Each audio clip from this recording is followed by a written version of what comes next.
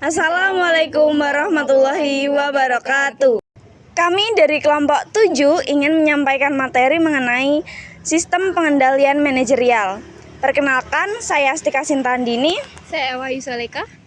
Saya Baisa Spikirwan Wibowo. Saya Lucian Tanjanti.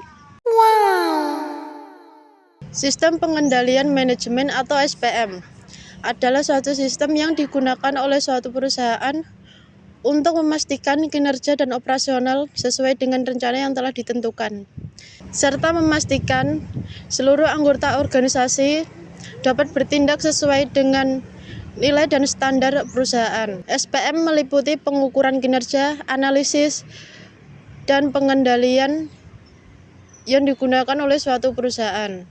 Konsep dasar sistem pengendalian manajemen adalah suatu konsep yang digunakan untuk mencapai tujuan suatu organisasi serta mengontrol kinerja dan operasional suatu organisasi. Konsep dasar pengendalian suatu manajemen meliputi banyak hal. Yang pertama adalah perencanaan. Perencanaan adalah suatu proses yang digunakan untuk mencapai suatu tujuan yang meliputi rencana, sasaran, serta tindakan yang dilakukan suatu organisasi. Yang kedua, pengukuran kinerja. Pengukuran kinerja adalah proses mengukur kinerja suatu organisasi dan membandingkannya dengan tujuan yang telah ditetapkan. Yang ketiga, evaluasi. Evaluasi adalah proses evaluasi kinerja suatu organisasi untuk memastikan bahwa kinerja berjalan sesuai dengan standar yang telah ditetapkan. Yang terakhir, pengendalian. Pengendalian adalah proses memastikan bahwa seluruh anggota organisasi berjalan sesuai nilai dan standar organisasi. Materi yang kedua berjudulkan konsep kepemimpinan dan motivasi dalam bisnis syariah. Yang pertama, teori kepemimpinan dalam konsep manajemen syariah. Kepemimpinan adalah proses memotivasi orang lain untuk mau bekerja dalam rangka mencapai tujuan yang telah ditentukan. Terdapat asas-asas Al-Quran yang memberikan dasar dalam konsep kepemimpinan. Yang pertama, beriman. Yang kedua, bertakwa. Yang ketiga adalah asas keseimbangan dan keadilan, dan yang terakhir adalah musyawarah. Sifat-sifat yang harus dimiliki oleh seorang pemimpin dalam manajemen adalah: yang pertama, berpengetahuan luas, kreatif, inisiatif, peka, dan lapang dada.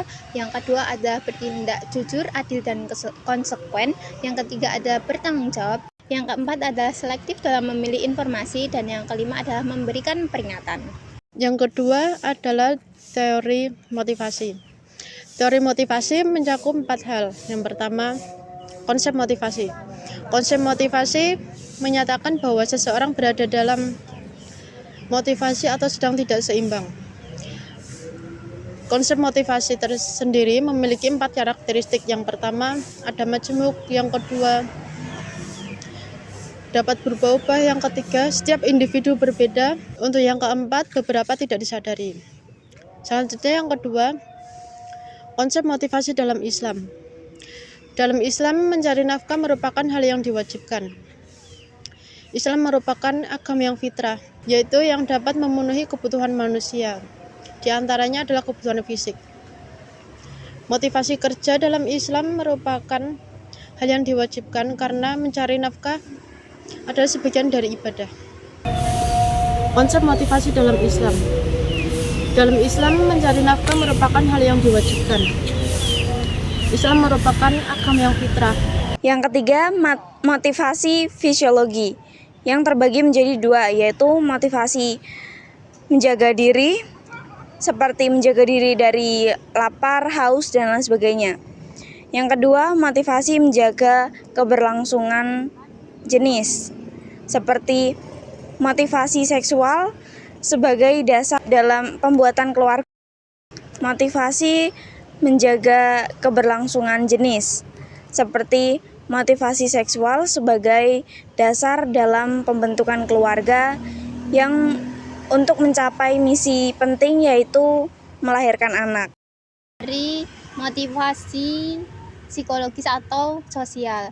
Dalam teori psikologis atau sosial ini terbagi menjadi 3. Yang pertama adalah motivasi kepemilikan yang dipelajari di dalam pertumbuhan sosial manusia. Yang kedua adalah teori berkompetensi, yaitu berlomba-lomba dalam hal kebaikan. Yang ketiga adalah teori bekerja. Sebagian orang memiliki motivasi kerja yang tinggi dan sebagian rendah. Pengambilan keputusan manajerial dalam Islam memiliki landasan yang berdasarkan pada Al-Quran dan Sunnah. Setiap keputusan yang diambil harus berdasarkan nilai-nilai keadilan, kemaslahatan, dan menghindari hal-hal yang diharamkan. Pengambilan keputusan meliputi 1. Identifikasi masalah, mengenali masalah yang ada dan peluang yang ada. Yang kedua, pengumpulan data, mengumpulkan data yang relevan untuk menganalisis masalah. Yang ketiga, penentuan alternatif untuk mencari berbagai pilihan solusi. Evaluasi alternatif, menilai setiap alternatif berdasarkan kriteria yang telah dibuat.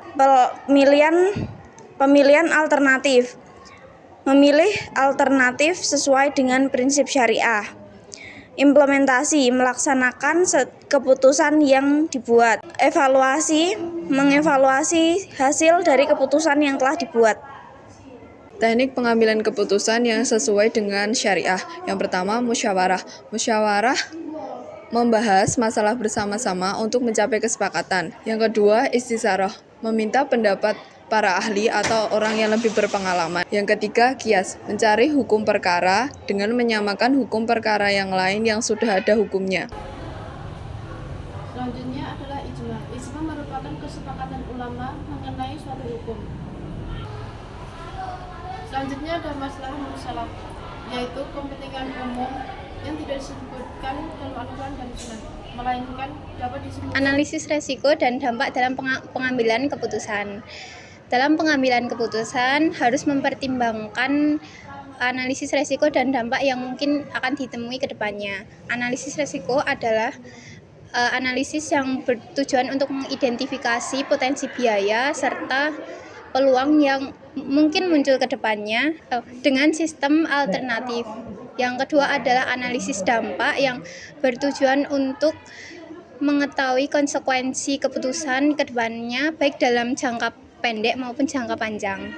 Prinsip-prinsip syariah dalam pengambilan keputusan ada 5. Yang pertama adalah keadilan, yaitu adil untuk semua orang. Yang kedua adalah kemaslahatan, yaitu berguna atau bermanfaat untuk masyarakat umum.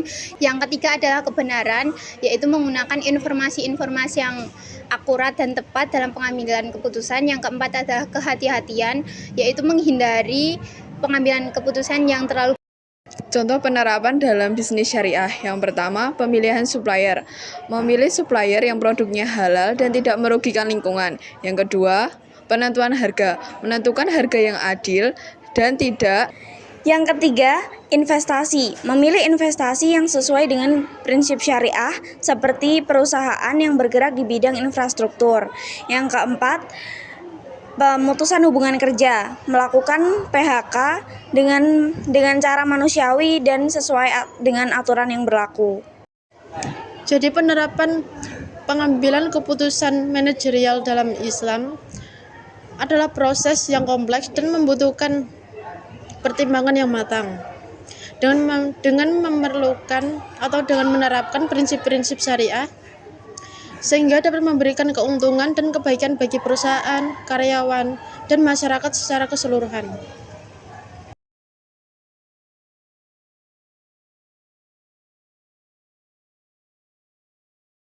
Terima kasih. Sekian dari kelompok kami. Wassalamualaikum warahmatullahi wabarakatuh.